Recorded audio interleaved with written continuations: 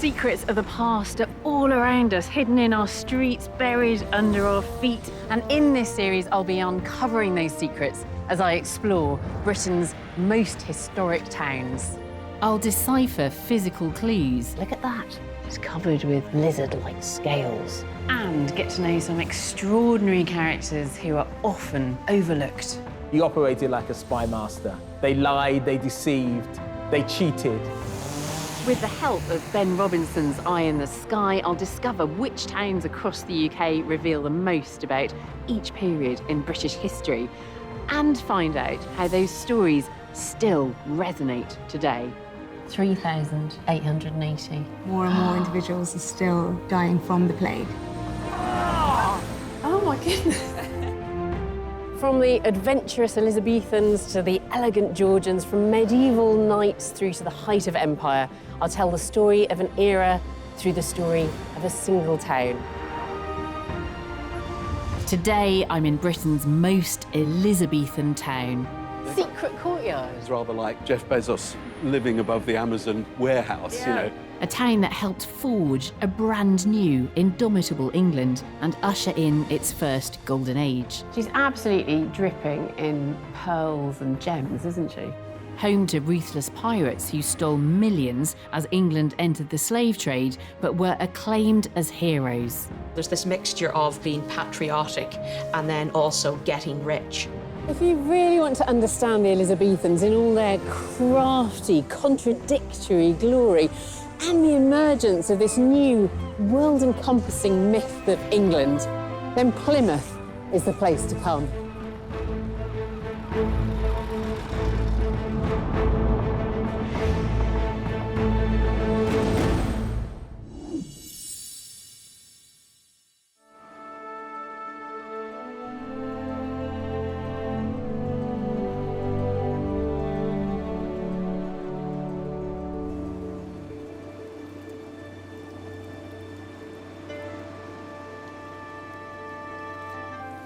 '21st century Plymouth is a city that's home to 250,000 people.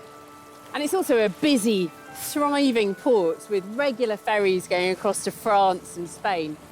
It has a thriving maritime community. The sea is crucial to the economy here. And Plymouth has always played a pivotal role in this country's defences down the ages. It's home to Devonport, which is the largest naval base in Western Europe. And it's the reason why, in the Second World War, the Luftwaffe flattened half of the city. The naval presence that worried Hitler so much stretches back over 450 years. Tucked away on the south coast of Devon, 16th century Plymouth may have been isolated from the rest of the country, but its position at the gateway to the English Channel made it utterly crucial to Britain's trade and defence, a fact that wasn't lost on the Elizabethans. The Elizabethan era began when the daughter of Henry VIII and his ill-fated second wife Anne Boleyn was crowned Queen of England and Ireland in 1558. Elizabeth's 45-year reign saw England blossom from bankrupt backwater to global player, laying down the foundations for an empire that would soon exploit great swathes of the globe. There are no records of Elizabeth actually ever setting foot in Plymouth, but it's claimed that here on the Hoe is where Francis Drake casually finished his game of bowls before sailing off to destroy the supposedly invincible Spanish Armada. But like many of the best stories, it's not exactly true. But what's certain is that Plymouth was playing a crucial role. It was at the heart of the action during the Elizabethan age. How was it that a small, relatively remote town of just a few thousand people became such a key player? To understand that, first I need to know what kind of kingdom, or indeed queendom, Elizabeth inherited. I'm meeting historian Dr. Miranda Kaufman to find out. When Elizabeth came to the throne, what did she inherit? A real quagmire of problems. The country was in debt, It was a religiously divided country. She had enemies abroad, and to make it even worse, she was a woman. And a single woman? Yes. So, you know, presumably with no prospect of marriage, or people lots of expecting her to get married? Like, there was a huge pressure on her to get married immediately. You know, people were looking to her to find a man who could then be their king. Yeah. Her sister Mary had been drawn into Spain's war against France, which had been disastrous. Just that January, England had lost Calais, the last English foothold on the continent. She was going to make England Protestant again, which was going to lead to it to being really isolated in Catholic Europe. So in its stubborn pursuit of sovereignty, England found itself at loggerheads with an all-powerful European neighbour. Sound familiar? Despite poor foreign relations, England was still trading with Catholic Europe, still exporting to the continent. Valuable commodities like locally mined tin were very much in demand. And with an array of tidal rivers all ending at Plymouth, the town soon became a key export hub. As is so often the case, one or two businesses start to do really well, and then a whole load of others take off in their wake. And before you know it, Plymouth is a boom town. I've entered a prime part of Elizabethan Plymouth, an area today referred to as the Barbican. A few remaining blocks of businesses and houses tucked away down by the waterside. Archaeologist Wyn Scutt knows every inch of this old mercantile district. It does feel like we're getting into the heart of old Plymouth here. It is nice. You've got all this lovely granite and slate and the Plymouth limestone as well. Despite many buildings dating to later centuries, a walk down New Street can still transport you back 450 years. You see these beautiful Elizabethan doorways. Oh, and, yeah. Yeah? Is that the original? carvings, that's original. That's lovely. Lovely work. And there's a couple here with angels on them. Original Elizabethan, isn't it? Yes, look at the angels on the top here. Aren't they beautiful? Yeah, they're lovely. So there's lots of Elizabethan Plymouth surviving here in New Street. Built for prosperous French wine merchant Thomas Yock, Preston House was one of the finest houses in Elizabethan Plymouth. This would have been the place to live in the 16th century. Now part of a restaurant, the house is open to the public, but I'm lucky enough to be getting a private tour. Mind your head. Look at this. Oh, this is gorgeous. Isn't it fantastic? Secret courtyard. Yes. It's just shouting prestige. The merchant here wants to show his affiliation with France, with Venice, with all the great traders of Europe, I think, because he's importing wine, you know. And, I mean, it feels really Mediterranean. but this is where all the barrels and all the warehouse is. Essentially, this is rather like Jeff Bezos living above the Amazon warehouse, you know. He's living upstairs, but all the work, he can keep a direct eye, he can come out of those doors and see his staff working or not working, you know, so he can supervise the whole operation. Surveying his empire. Exactly. Yeah. Other successful merchants had their premises in the tight streets of the Old Town. A lot of work's been done. We've had specialist contractors, and they've come from all over the country. This restoration really is a work in progress, and Heritage Officer Hannah Pooley's team are still uncovering original Elizabethan features. Okay, are you ready? Let's go in. Okay, come on in. Welcome to 32 New Street. Oh, this is great. Quite lucky with this house because it's the most authentic version of an Elizabethan house left in Plymouth. And that's why it's so special. Its quayside position made this house a prime location for sea captains and entrepreneurs. They'd come here to the middle of Plymouth when it was bustling and busy to work and be near their businesses. So it's office space? Yeah, and sleeping. Yeah. Yeah, so some of them would have 2 rooms. They might have an office at the front and a bedroom at the back. Yeah. Some people rented 1 room, so they would have done everything in that 1 room. Among the many exotic goods being traded on Plymouth's quayside was tobacco, which was obviously being sampled right here on site, as these were found under the floorboards. And they must be some of the earliest clay pipes in England. Yep, this is the most complete early pipe we found. And this dates again, 17th century, maybe a bit earlier. Yeah, I don't know an enormous amount about clay pipes, but I do know that the styles vary a lot over time and that they're very dateable. They do, and you can see the bowl here is much bigger. Yeah. And the bowl on the Elizabethan, or slightly later, is smaller, and that's because tobacco costs so much more. It's quite extraordinary, isn't it, to think about these foodstuffs and things like tobacco, which seem quite ordinary now. Yeah. But this was the first time that people had seen them, had access to them in Europe. Yeah. And then for hundreds of years, they smoked them in this house. Yeah, you can imagine these rooms, can't you, all misty, Yes. with the pipe smoke and these kind of Absolutely. deals being struck about the next ships coming in. And Yeah, but at the back it was Castle Street, and Castle Street was renowned for pubs and for sex work as well. So there were lots of women working back there, and it's very possible that the men that were living in these rooms, away from their families, were having a bit of fun of their own. easy access to all of that, Yeah. slightly salacious side of life in a port. Absolutely. Later on, it would become known as Damnation Alley. Damnation Alley! Yeah, so it tells you something about what life was like there. Oh, I love that. Yeah. So, you know, they've struck a good deal. Off they go out the back. Yeah.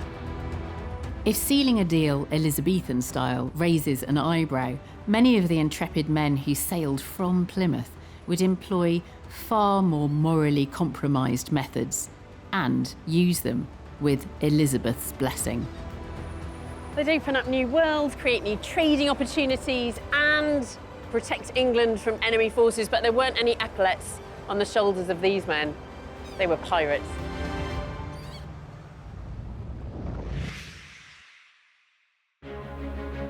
I'm in Plymouth to learn how, during the eventful reign of Elizabeth I, this small town helped change the course of England's history, from being an also-ran nation to becoming a country whose empire would eventually span the globe. I've already seen evidence of an economy based on exotic goods, but there was also a thriving fishing industry here, with sailors crossing the Atlantic to catch cod off the coast of Newfoundland, to be traded back here and in foreign ports. However, not all local sailors were above board. Aerial archaeologist Ben Robinson has launched his drone from the headland across the water to get a better look at why Plymouth was the perfect place to get up to no good. Oh, that's beautiful. I'm getting a brilliant sense here of why this is considered to be one of the finest natural harbours in the world. It's got a wide open mouth to the sea, relatively sheltered but easy to access. I can see all the headlands here, all the outcrops of rock. There's little inlets, there's little bays, there's little beaches, there's reefs, there's rocky outcrops. We've got fishermen, we've got cargo boats, all manner of vessels. So the mariners in this place would have been mixing all sorts of activities together. Perhaps if fishing was a bit quiet, they'd have been doing other things. Perhaps some of these things were a little bit non-legitimate, a little bit nefarious. And if you want places to hide, places to slip under the noses of the authorities, this harbour's got them. In the 1560s, many of these rogue ships that had sailed from Plymouth returned loaded with valuable treasures stolen from Europe's richest, most powerful nation. Spain had grown rich by plundering the Americas for its wealth and was also Queen Elizabeth's arch-enemy. I've met up with Dr. Elaine Murphy to learn more about the role pirating played in the European power struggle. Elaine, why was there so much enmity between Spain and England at this point in time? There's a huge problem for the Spanish, with a lot of English pirates attacking Spanish merchant and fishing fleets in the Channel and the North Sea. But why are the Spanish in the Channel? I don't understand. There's a lot of Spanish trade to the Spanish Netherlands, the modern Netherlands and Belgium, because the Spanish rule there, but the Dutch are in revolt against them, so they're trying to gain their freedom. Yeah. You also have the problem that Dutch privateers called sea beggars, who are fighting against the Spanish, are using English ports and are being permitted by Elizabeth to sell their goods and get supplies here. So this is really alienating King Philip II of Spain. Oh, you can see he must have been incredibly frustrated. You know, not only are the English attacking his ships, but they're also supporting these sea beggars as well. It's really frustrating for Philip. Two men in particular were really annoying King Philip. Both were from South Devon, they sailed from Plymouth, and they were also cousins. John Hawkins was a master seafarer and arguably England's first ever slave trader. He stole slaves from Portuguese ships and sold them into a life of appalling misery in the West Indies. Actions effectively sanctioned by Queen Elizabeth, who awarded Hawkins a coat of arms with a bound slave at the top. Sailing with him and playing his part in stealing from Spain and Portugal and the rise of the slave trade was Hawkins' cousin, Francis Drake, who also ended up working for his queen. I'm visiting the Box, Plymouth's almost finished new museum and gallery, to see something remarkable. Oh, that's fantastic. Well, I know we're here to talk about pirates, Alice, but don't be distracted by the mammoth in the room. It's a bit difficult not to be distracted by the mammoth in the room, though, isn't it? It's absolutely amazing. It's really beautiful. So the galleries we've come through, those will all be open to the public when the museum does open, but this is all behind the scenes Yes, now. this is here in the archival store in the Box, so this bit won't be open to the public. I'm here to see an incredible piece of Very evidence careful with it. that directly connects Drake's actions to the existential needs of his queen and country. Beautiful, isn't it? It's lovely. Look at that seal. Absolutely beautiful That's Elizabethan Elizabeth. seal. That's Elizabeth on the seal, so it's a really beautiful seal, really, really well preserved. Yeah. You can make out details of her face and her ruff. And it's on vellum. Elizabeth, by the grace of God, Queen of England, France and Ireland, defender of the faith, to my loving and faithful subject, Sir Francis Drake. Drake, Knight. there. Greetings. Yes. Yeah. And what's she saying in it? She is ordering him the performance of such matters which have been committed to your charge. So she's not actually giving him a specific commission to do something. She's put him in charge of a fleet to attack the Spanish at Cadiz. But she's not mentioning Cadiz. She's not mentioning the Spanish. It's all very obscure here. Yes. This document's all about how he's in charge of the fleet and how everybody must obey him. And there's kind of a bleak reference to the matters that she's committed to his to charge. such matters, yeah. That gives her a bit of a get-out, doesn't it? A bit of a get-out, and it gives Drake a lot of leeway to do whatever he sees as right. Yeah. The Queen gives Drake some ships to sail with him in this voyage, but most of the ships are privately owned, so they're private men of war. So they're going to attack the King of Spain, but these men are also going to hope to get rich from this. They're going to hope to capture Spanish prizes. So it's both a preemptive strike and a privateering voyage. Having sailed from Plymouth in 1587, Drake's small fleet attacked the Spanish fleet in port at Cadiz in southern Spain. It was an audacious operation that successfully delayed Spanish preparations to invade England.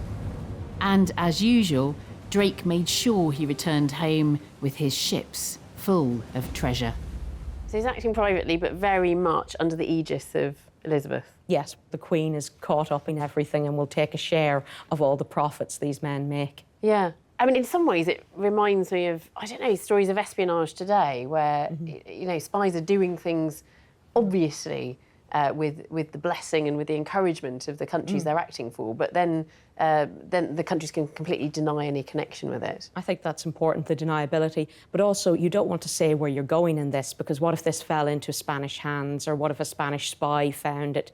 So there's this mixture of serving the crown, being patriotic, and then also getting rich, which is that lovely combination of privateering that Drake has really learnt over a long time from people like his mentor, Sir John Hawkins. Drake continued to plunder and harass the galleons of Spain and Portugal, whose empire Spain now controlled. Infuriated, Europe's most powerful nation was ready for war with England. The scene was set for Plymouth's two most notorious sailors to turn from state-sponsored pirates to saviours of their nation.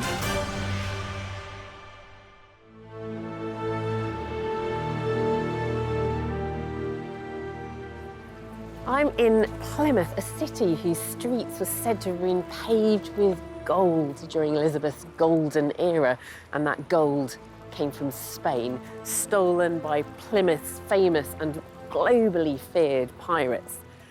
I think their activities changed the whole mood of England in the 1570s. It began to swagger, it puffed out its chest and strode around the ring of European politics and unashamedly set out to antagonise the Catholic world. England began to believe that it was a contender.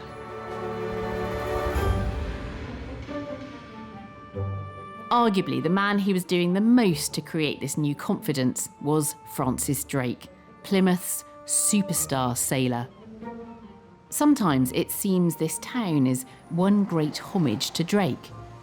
There's a shopping centre which actually draws parallels with the man himself. In 2006, it was crowned Worst New Building in Britain, but another panel decided it was Shopping Location of the Year. Drake provoked the same sort of reaction. A flawed hero today, Elizabethans simply couldn't ignore his success. Drake wrote accounts of his adventures, and it's fair to say that he presented an extremely generous portrait of himself. He wanted to describe himself as a heroic maritime genius. But he was hated by Spain and the rest of Catholic Europe. He stole their slaves and their gold. He was also hated by the English court. He thought that he was a jumped-up Plymouth peasant. But Drake knew that his queen and country were broke, and that if he could change that, he would be accepted into her inner circle. What he needed was the ultimate haul of Spanish treasure. In 1577, Drake set out from Plymouth for the gold-rich Pacific coast of South America, girded by the treacherous Magellan Straits. Once through, Drake had free rein over the undefended ships and ports of the entire west coast of the Americas. In his ship, the Golden Hind, Drake looped up the coast, loading up with unheard-of amounts of Spanish treasure, even claiming what's now California for his queen. He set off for home via the Pacific and the southern tip of Africa. Drake's epic 3-year voyage made him a national hero, but alongside the gold in his cargo, once again, there were slaves. Miranda Kaufman has been studying these voyages. So was it all as heroic as perhaps we're sometimes led to believe? Of course not. Something that really shocked me that I don't think many people know about is they captured this African woman called Maria on one of the Spanish ships, and then they abandon her heavily pregnant on an island somewhere in Indonesia with 2 other African men that have also joined the ship on the voyage. And, do we know what happened to her? Does history record? No. But I mean, whether she even survived the childbirth in those circumstances is, anyone's bet. And no one knows who the father was either. So by that time then, by the time they'd abandoned Maria on the island, they're continuing to head west, and eventually they get all the way back to Britain. How much money had he made? Well, we know that Elizabeth herself pocketed more than her usual annual revenue of 250,000. She got more than that. Yes, from the thing. He takes his cut. And along the way, he's knighted, he's made Mayor of Plymouth, he becomes an MP, he gets his own coat of arms, he's made it. And he buys this place? And he buys this place. Buckland Abbey is a monument to Drake's success. The boy from a small house in Devon had become not only the first Englishman to command a complete circumnavigation of the globe, he was now a firm favourite of his queen and Lord of the Manor. What a beautiful place. For Drake, there was a delicious irony in moving into this particular property. Oh, this is fantastic. By using intermediaries, he'd tricked his posh local rival, Sir Richard Grenville, into selling it to him. So is that Elizabethan, that ceiling and the friezes? Yeah, so this would have been what Grenville put in. The date above the fireplace is 1576. So Drake didn't need to do much decoration then when he arrived? Could waltz straight in and start partying. Yeah. To honour his achievements, Drake was granted his own coat of arms, a clear symbol of acceptance in the Elizabethan era. Oh, that's a splendid coat of arms. And then at the bottom it says Sic Parvis Magna. My Latin's a bit rusty. So from small big. From humble beginnings to greatness. That sounds better. That's more poetic, isn't it? Yeah. Alongside a knighthood, Elizabeth gave Drake this astonishing brooch, here being worn by Mrs. Drake in this ostentatious portrait. So this is Drake's wife? Yes, who he marries in 1585. And she is dressed so sumptuously. I mean, she's dripping in pearls. And I must say, there's more than a passing resemblance here, surely, to Elizabeth. Well, it was the fashion, wasn't it? Elizabeth was dressed in high fashion. This lady, also Elizabeth, dressed in high fashion with the ruff and the pearls and this was the look to go for. Drake, now bursting with confidence, turned his mind from global adventures to improving his own backyard.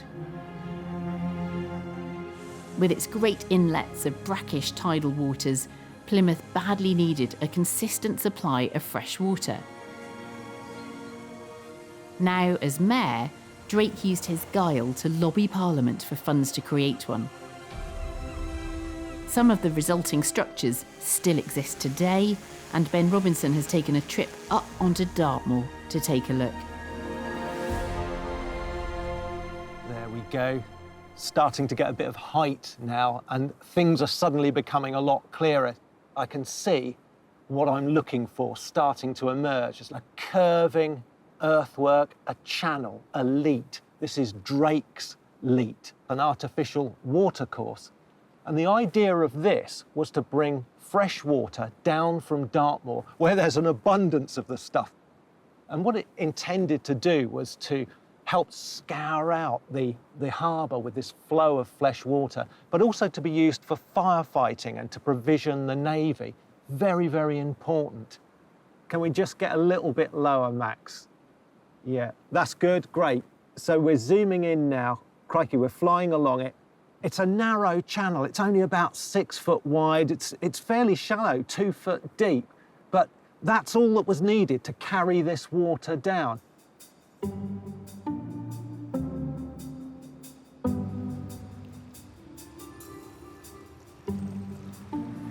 This is a Victorian reservoir, but it would have been the mill pond for one of Drake's mills, of the flour mill right here.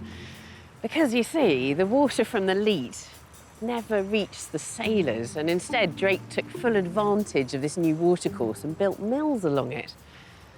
It might be the first example of a big public infrastructure project that only ended up benefiting a very small number of people.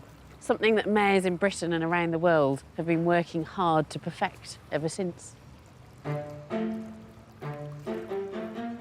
Drake brazenly embezzled funds for his own gain and naturally got away with it, a fact that might have been hard to swallow for the less well-off in Elizabethan England. Back then, people without any financial security, especially women, were subject to a harsh system of justice administered by the church court. I've headed to St Andrew's Church, which was used as an informal courtroom. I'm meeting historian Dr. Todd Gray, who's been studying a revealing archive of the trials held here. These documents from the church court are fantastic because they are the words which are meant to have been spoken in anger or in malice. They're slander cases. So this one here, a group of women over here, one woman being told by a man, Moses Goodyear, to go back to the stairs and to the stable, implying that this woman has been having illicit sex in a number of places, including on the stairs and in the stable. So it's basically about somebody being called a whore. Basically, yes. Yeah. And in this one, it's whore. It could be bobtail, punk, queen, harlot, strumpet. There are about 30 words one can call a woman with immoral ways. Yeah. We judge women by their virtue, men by their honesty. Okay. Doesn't sound particularly fair. So have you got some specific examples of some choice slander here? Ninny Hammer. What's that? Ninny Hammer is a bit of a blockhead, a stubborn man, Yeah. a stupid man. whereas a ninny cock Sounds rude. yeah, it's a man whose wife has left him sexually redundant. Oh. Whereas in this case, we have two women who are arrested for being poor. Just for being poor? They're found in a ditch, sleeping. They are thought to be beggars. They can't be begging, and they are pushed back to where they come from. But before that, and as we see in here, they are to be going to the next market day to be whipped about the town as whores and vagabonds. Oh, my goodness. And they had their hands tied to the back of a cart, they had their tops taken off, and then whipped until they were bloody going through the streets. And you would have had somebody with a tin pot and a spoon making noise before, and it was this great sort of procession, humiliation, shame, but physical punishment on top. Yeah. And of course, it's a spectacle. Nothing like enjoying a good spectacle. A system of justice that administers such harsh punishment to a simple homeless woman, yet turns a blind eye to Drake's wholesale plunder, begs the question, how did he get away with it? He's got a moral imperative. You know, he's doing it for the right reasons. He says he's doing it for God. He's not doing it for money, then? No. He happens, His happens to be making justification always is he's doing it as a good Protestant against the Catholics, money. Yeah. against the Pope. So he's got moral right on his side. It seems morality could be quite flexible for the Elizabethans. But the double standards of men like Drake would drive an even deeper wedge between Protestants and Catholics. So many of the power struggles during the Elizabethan era seem on the surface of it to be about two versions of Christianity pitted against each other. Queen Elizabeth I is Protestant.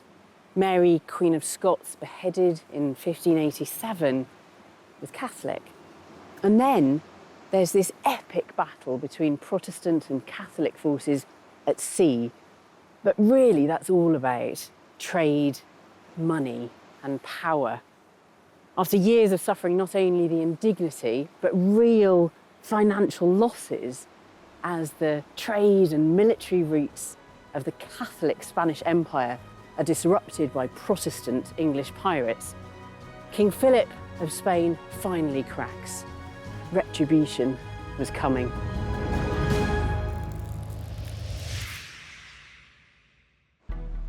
I'm in Plymouth to discover why it was the Elizabethan era's most infamous and important town. In the 1560s and 70s, as the home port of Queen Elizabeth's sea dogs, it was teeming with craft and cunning that had been driving Prince Philip of Spain mad with frustration. The English were constantly stealing goods from the Spanish, and the island of Britain stood in the way, blocking Spanish trade routes to northern Europe. By the late 1500s, Queen Elizabeth and all her advisors knew that Spain would eventually declare war on England. They just didn't know when that was going to happen. They also knew that Spain had the most powerful navy in the world, while all they had was a ragbag collection of old ships and borrowed merchant vessels. But here in Plymouth, what they did have were the most knowledgeable and experienced sailors in the world. And this is where John Hawkins comes back into our story. Incredibly, Hawkins had risen from slave-trading pirate to become the unrivalled supremo of Elizabeth's navy, tasked with whipping it into shape for the inevitable confrontation with Spain. A typical Tudor warship, such as the Mary Rose, was top-heavy, slow and cumbersome to manoeuvre, qualities that helped her capsize in Portsmouth Harbour in 1545. Spanish galleons followed many of the same design principles. Hawkins favoured the ideas of innovative shipwright Matthew Baker, whose designs prioritised speed, mobility and stability. Built in 1763, this covered slipway in Plymouth's Devonport Naval Base is the oldest remaining in the world. It's currently used by Will Sterling, whose team use centuries-old construction methods and who understands the influence of Hawkins on warship design. You're the latest in a long line of shipwrights that's worked here then? Maybe so, yeah. What do you think was the main difference in ship design as we move into the Elizabethan era? Hawkins was the figurehead of a move to make the boats deeper and made them more stable. They could carry more guns, get your ballast lower down. But also, and more importantly, it meant that they could go closer to the wind. So Hawkins is designing boats, or at least commissioning boats that were designed with a hull that rode lower in the water. Is that a differently shaped hull? Maybe so. And it might be easiest to explain that by looking at these two boats here. Both those boats are the same length. Boat on the left, quite a shallow boat, 60 tons. And on the right, you've got quite a deep boat, 160 tons. In terms of the displacement? The displacement, yeah. So just because she's that much deeper, she's almost 3 times the weight, yet the same size on top of the water. All that extra room made space for new, longer-range, rapid-fire cannon, which English armourers had been at the forefront of developing. Manoeuvrability plus firepower meant the small English fleet was suddenly a much more formidable fighting machine. But there were the basics to attend to as well. The shipyards of Plymouth had to make sure these wooden ships were as watertight as possible. So you're just finishing off this ship then? Yeah. Will is showing me a technique employed by Elizabethan shipbuilders. Oakum is a tarred felt that seals the gaps between the planks. You're sort of bunching it up into the seam, and this is just getting it into the seams.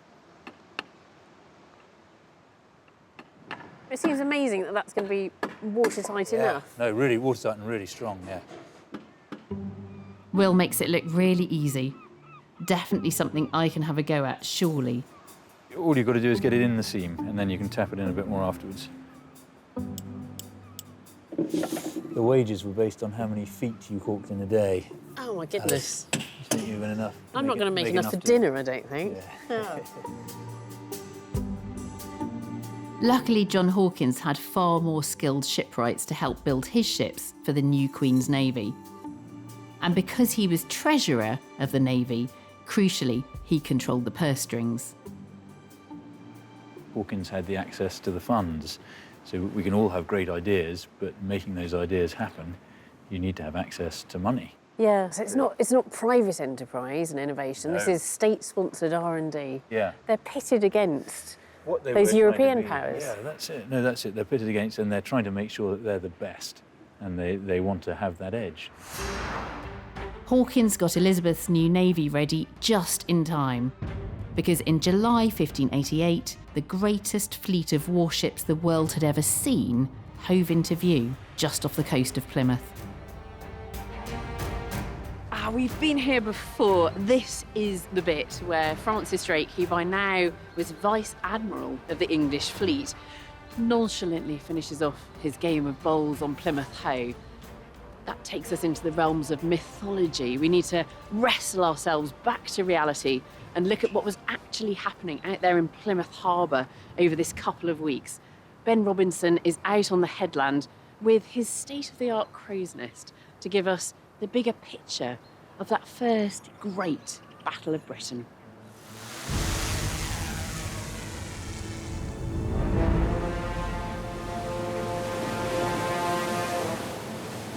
If you could just pan round just to the left a little bit, that would be great. So I can now get the view. This is where the English fleet had to navigate through these waters, out through the Sound and into the open sea. And the tide was against them, the winds were against them. There was a strong southwesterly blowing, much like today. And they literally had to haul themselves out of the harbour. They mustered off Rame Head at the mouth of the Sound, and they knew the Armada was waiting for them. And we've got a view here, a near contemporary view of what was going on. And here we are. Here are the English ships off to meet the Armada, which is in this vast crescent formation, great defensive formation. The ships with the big guns can protect all the lightly armed ships, the cargo ships, the troop carriers in the centre there. The plan of the Armada is to rendezvous on the coast of the Netherlands, pick up a massive invasion force, and the target is London, striking at the capital itself. If that happens, it's all over, game over, the kingdom's lost. The Armada moors up at Calais here, and during the night, Drake sends fire ships. These are ships set on fire, full of incendiary gunpowder, to disrupt the moored Armada. And it works. They're in a complete panic. Some of them slip their anchors and head out to sea. Some of them stay where they are. The English are outgunned, but they've got speed on their side. They've got maneuverability on their side. They can position themselves, get in, attack, and get out again. The Spanish are panicked by this. The English have broken up the fleet. They chase them up the east coast of England. The Spanish have to carry on round Scotland, and they're lashed by ferocious Atlantic storms. They're dispersed, they're wrecked, they've lost. The English have won.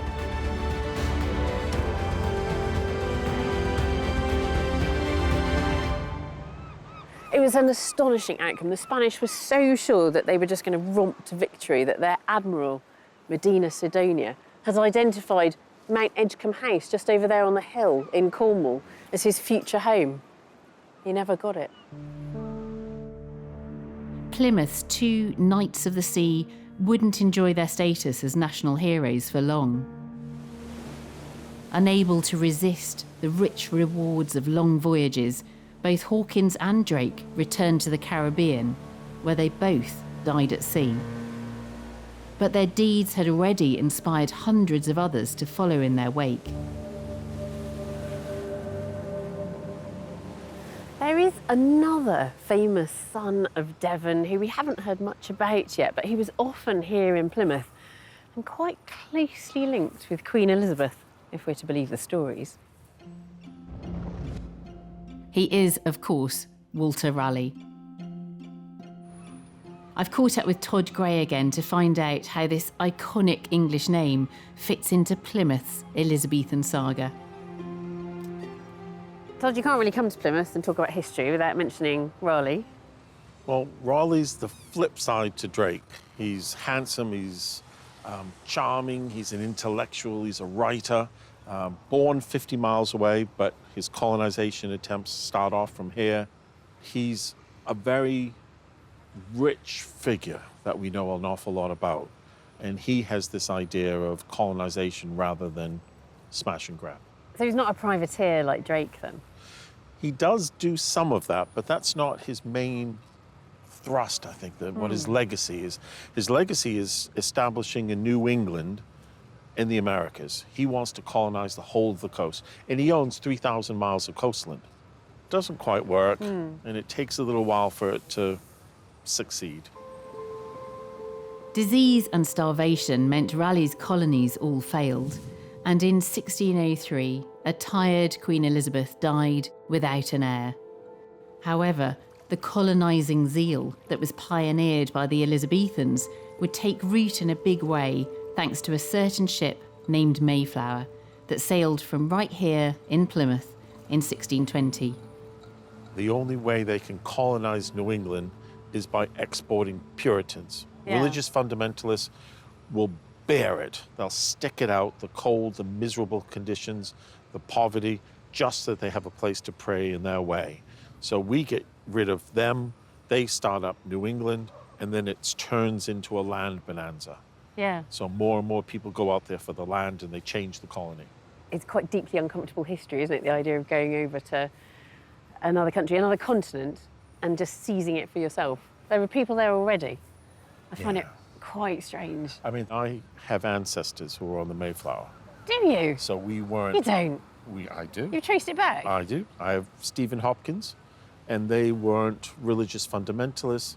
They were land grabbers. Yeah. So instead of bigots, they were thieves. So I'm slightly better with that.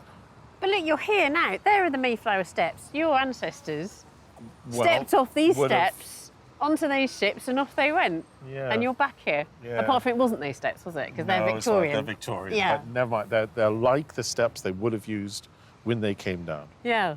How does that feel? Well, I think a little uncomfortable. Yeah. You know, it's not something to be happy about. It's something that happened in the past. Yeah, I think it's a good time to look back to the Elizabethan era, Britain's relationship with the world, think about where we are now. The Puritans called their American colony Plymouth, and just over 150 years later, their descendants were living in a new independent country. But by then, Britain's growing empire was about to enter its most omnipotent global phase. An empire built on momentum gained in the expansionist, sometimes violent, often extraordinary Elizabethan era. Plymouth was at the heart of it all, its bustling dockside streets bursting with the ideas of entrepreneurs, its intrepid mariners pushing at the envelope of exploration, bringing back a bounty that would save a queen from bankruptcy. And those two men, those second cousins, who went from being pirates to heroes of the nation. This, for me, is why Plymouth is Britain's most Elizabethan town.